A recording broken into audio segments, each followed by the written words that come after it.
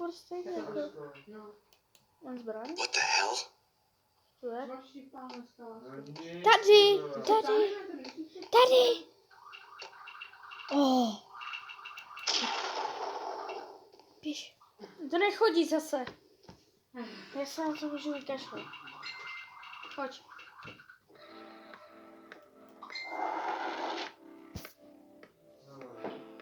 No jo, já jsem se dovolil. Skákat. Končil, teďka nevím, jestli je to přesně ten můj hnědej, kterému jsem říkal, že fandím, ale nejsem si jistý, hele, tento taky proleze v klidu. Počkat, tak tenhle to jinak vymyslel, ten to normálně občural a prolezl to tak, aby nemusel chodit přes ten váleček. Tak to bylo hodně chytrý, to je hodně chytrý křeček, tyjo. Asi tu dneska si ukážeme, jak si křečci zahrají Squid Game. Je to dost šílený nápad, takže jsem na to fakt hodně zvědavej. Zajímá vás, jestli se i takovýhle hodnotu podaří přejít přes veškeré úkoly ze Squid Game, tak jsem toto video rozhodně až do konce. Dneska pro vás zajímavou challenge. Dokážete na toto video dát tlačítko lajku vaším nosem? Děkuji kanálu Hamsterius za toto úžasné video. Takže začínáme tady někde na ulici, nějaké asi kartonové, kde je křeček a nalézá zrovna do auta a to ještě neví, kde jede. Protože, jak my uvidíme, tak ten křeček pojede do Squid Game. A už jsou tady ve Squid Game a je tady hlídač, který vypadá jak Among Us. OK, to bylo celkem sus, jako to bylo dost sus, abych pravdu řekl. A máme tady už první hru, a to je klasicky red light, green light. No a máme tady tuto paniku a místo toho, aby to byl red light, green light, logicky, protože to by křečci nepochopili, tak jsou tady nachystané nějaké překážky, které vypadaly docela dost zajímavě. Nevím, jestli jsou to těžké překážky pro křečka, ale jsou tam nějaké nůžky nebo pastelky, nebo co to je, a jsou docela ostré, jako aby se ti křečci náhodou neporanili. Ale už začínají. A co tam musí projít, hele, myslíte si, že tam můžou propadnout, jo, tam můžou propadnout dolů, aha. No tady už jsou nějací křečci u těch pastelek. No ale my si musí dávat bacha, aby se nezapadli. Počkat, tady se teďka točí. Mě zajímá, jestli tam nějaký křeček spadl dolů, protože kdyby tam nějaký křeček spadl dolů, tak si myslím, že by to byla už se tady koukám, ale tak jako hodně velká. To bych 2 hodiny. jako rozhodně mi ale můžete dolů do komentářů napsat, jakému křečkovi fandíte. Já fandím třeba tady k tomu hnědému. Tak jo, křečci už se budou pomalu vrhat tady na to točící se. A mimochodem jsem si všiml, že tam je několik druhů křečků. Někteří jsou takový malí, někteří jsou větší. Nevím přesně, jak se ty plemena těch křečků jmenují, ale vím, že nějaký křeček džungarský nebo tak něco, nějak tak se tomu říká, ale nejsem si jistý. Hele, první křeček už to dokončil, druhý to dokončil, teďka nevím, jestli je to přesně ten můj hnědej, kterému jsem říkal, že fandím, ale nejsem si jistý, hele, tento taky proleze v klidu. Počkat, tak tenhle to jinak vymyslel. Ten to normálně občural a prolezl to tak, aby nemusel chodit přes ten váleček. Tak to bylo hodně chytrý, to je hodně chytrý křeček, tyjo. Asi to bude nový favorit, si myslím. Tak co, podaří se mu to? Jo, podaří se to a to jsou všichni, ne? Nebo ne? Jo, ještě tady je ten hnědej, počkat, cože? Chudák, on spadl dolů, to doma jsme to tam dolů po to. Číslo 199 a to byl zrovna ten, kterou jsem jako fandil, mám pocit, ach jo, že já jsem si nevsadil na někoho jinýho. Tak co křečci, těšíte se na další hru? Já teda rozhodně ano. Ale už je tady první výhra za prvního křečka, který tam byl smetený dolů. A máme tady druhou challenge, tak to mě zajímá, o co tam půjde. Bude to asi něco podobného jako ve Squid Game, ale píše se na tady, že si mají vybrat tvar a postavit se před něho.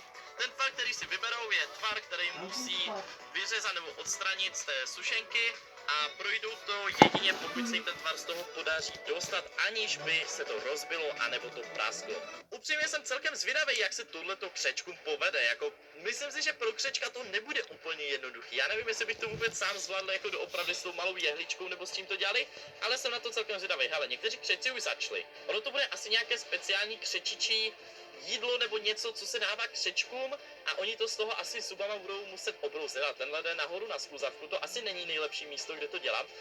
Asi bych si vybral ale kolečko. Kolečko nebo nějaký ten trojuhelníček, to by bylo asi tak ze všech nejlepších, si myslím. A tento křeček už to dělá a to vypadá, ale že to zabere celkem dost času, ale ten si to chtěl vybrat tam nazít. Hele, ne, křečulo, to musíš tam ten na té zemi, v té sušence. Ale ten to vypadá, že se to nějak počmuchává a tomuhle se to už celkem daří, akorát otázka je, jestli náhodou nebude chtít jakoby sníst nebo okousat i ten tvar přímo vevnitř, protože bych se ani nedivil, že to by křeček udělal, no a tam nahoře bych to neriskoval, křeček možná z toho akorát tak spadne za chvilku. Cože, tady už se to jednomu křečkovi podařilo, druhému se to podařilo, normálně trojúhelníček, OK, tak to je celkem borec, tak to je celkem dost velký borec. A co tento? Ten se na to vykašlal, ten ani nezačal, tenhle ten už má tady hvězdičku fajně a je, tady se už někomu rozbilo, jak tam stojí ještě ten sus strážce, tyjo. Koho by to napadlo prostě zkombinovat Squid Game a Among Us, hele. Tady tento křečuna už si to tady nese. Schválně, jestli půjde na tu skluzavku, to by mě celkem zajímalo. Asi jel by se po ní dolů. Nebylo špatný, ale dobrý. Vypadá to tak, že ostatní křečci to asi dokončili, takže asi jenom jeden to zvládl, teda nezvládl, jeden z nich to teda nedal. A teďka jsou tady marbles. Upřímně nevím, jak to ti křečci budou hrát, ale za chvíli se to dozvíme. Takže co se tady píše? Je tu 10 kuliček na poli. Hráč, který pozbírá všech 10 kuliček do 3 minut, vyhrává. To jsem fakt jako zvědavý, jestli se křečkovi aspoň jednomu jedinému podaří získat 10 kuliček. To jsem jako hodně zvědavý. Hele, číslo 212, jo, oni asi půjdou po jednom. Hele, a vidíme někde, kolik už těch kuliček má, nebo musí si jako nějak vzít, nebo je někde dokonce, jo, takhle. Plus 1, takže má jednu teďka. A schválně, jestli půjde pro další, ale plus 1, takže to by měl mít dvě. Ne, jich je tam víc těch křečků, je jich tam víc už naraz, to je několik křečků takhle. OK, mě by zajímalo, kde vidíme, jo, nahoře vlevo vidíme, kolik mají těch kuliček.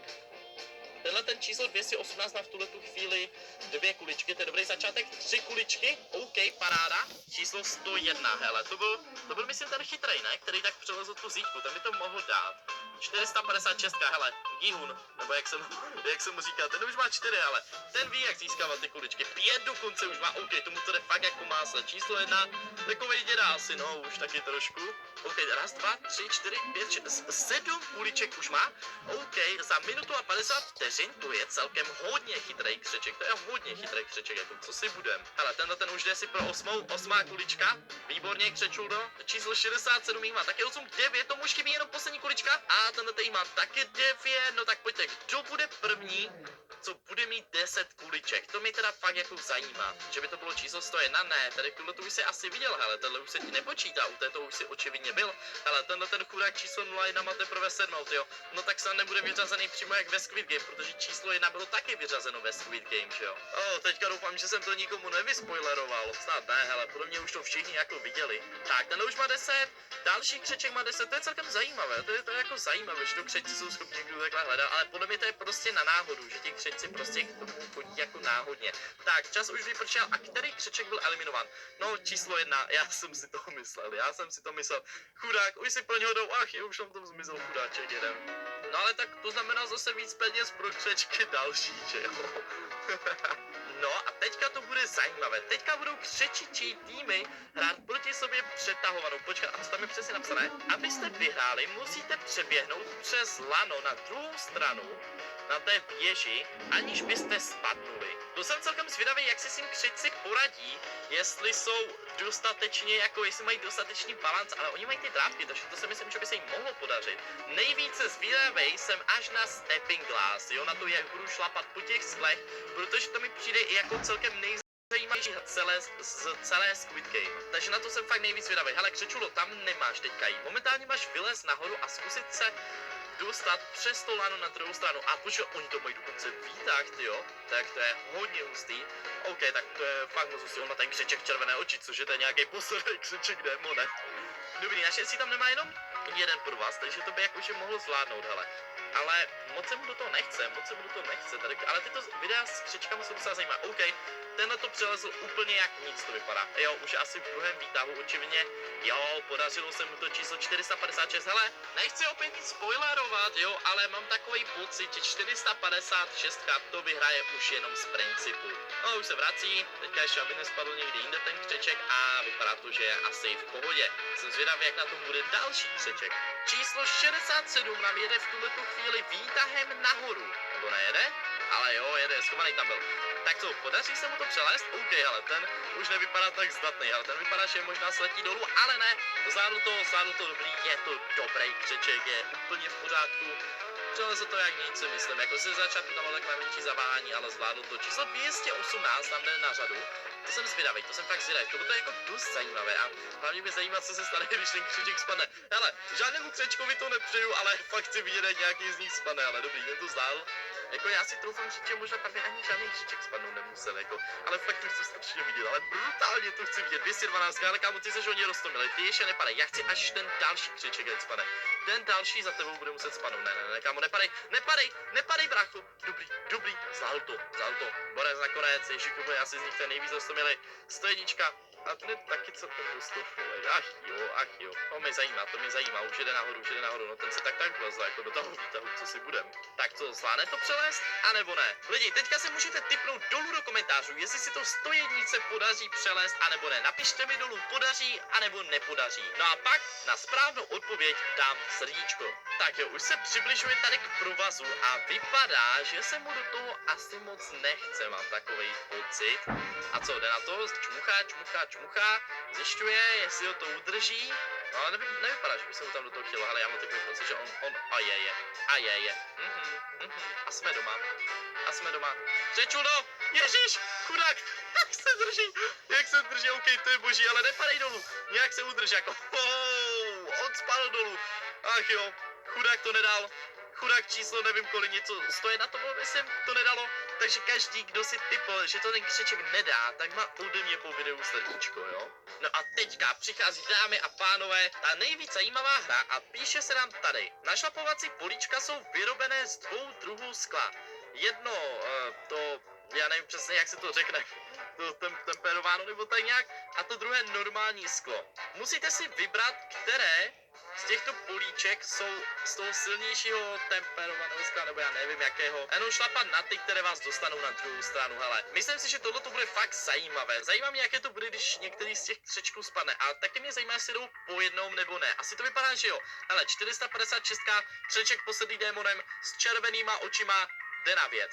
OK, vypadá to, že zatím to sklo drží, OK, třetí už ho neudrželo, ale nespadl dolů, pošefil to, ale on to jde celkem rychle, jako hodně na jistotu, OK, tohle to bylo těsný, hodně těsný, OK, teďka zhodil další sklo, ale kámo, musí si dávat bacha, jo, tam tudy neprojdeš, tam tudy bys neměl správnit, jo, dobrý, zvládá to, OK, opět to zadá, počkat, co, to sklo za ním spadlo, to mi nějak nevychází, ale jo, zvládl to, sice se po ním několik skel propadlo, ale jo, zvládl to, ale gratuluji křečku, 212, tak pojď na věc, ale on musí jít potom dalším, jo, tak to má jako teoreticky výhodu, protože už ho tam asi nic nepřekvapí, takže to vlastně asi půjde, ježiš, chudák, jak spadl, OK, tohleto bylo celkem dost brutální, tak tohleto jsem nečekal, jako že ten křeček tak prostě sletí dolů, takovou otočku tam udělal. Tohle je fakt boží, to je bomba. Ale jak to má teďka projít, jo, dobrý, jde to projít, OK, hele kámo, nepadej dolů, jo, hlavně to proti opatrně, jo, výborně, zvládl to, je dobrý, zvládl to, 0,67, to je myslím ten, o kterém jsem říkal, že je nejroztomilejší, nebo ne, já si to nepamatuju už, ale budu doufat, že to ten křeček, protože ojoj, jak to, že se to po ním nepropadlo, OK, to nechápu, že se to po ním nepropadlo, hele. Tak co, křečulo, zvládneš to? Nezvládneš? Jo, nezvládne to, spadne dolů, jak tam visí chudák, jak se drží, kámo, přitáhni se, zhyb tam udělej, normálně budeš kulturista, brácho, a ne, jak spadne dolů chudák, tak jo, číslo 067 a ještě někdo tam umřel, poslední 2 křečci jsou na řadě, se dostali do poslední hry. Mě zajímá, jak přesně udělají tu hru na oliheň pro ty křečky, jdeme si to přečíst. Útočník musí vstoupit do hracího pole tvaru olihně, přeběhnout přes obranu a potom se dotknout místa uvnitř té